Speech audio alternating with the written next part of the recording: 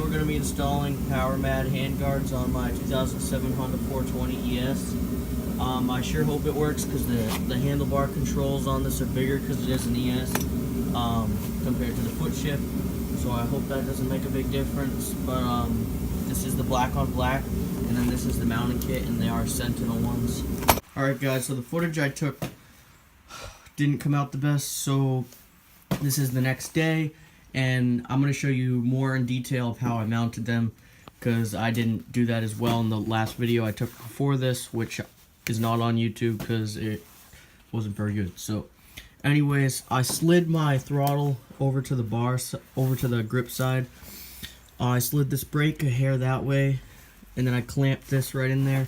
The little Allen head bolt goes right there, or screw, and then the bolt goes up here that clamps down in.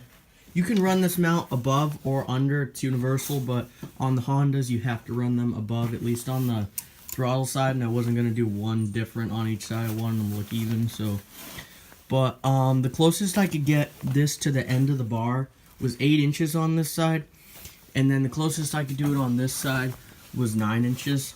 So what I did was, as you can see, it comes with all these little plastic spacers that go through the bolt, which is then a nut on this side. And I put all spacers on this side to get the grip as close as, the guard as closest to this side as possible. And then on this one, just to make it look even, I used an inch spacer, which is actually a small one and a bigger one, to make it look even on the bike.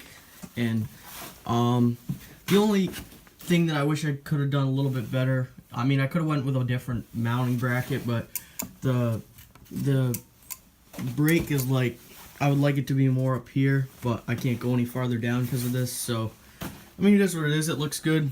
It will block the wind. It's going to do its job. So they also look very nice.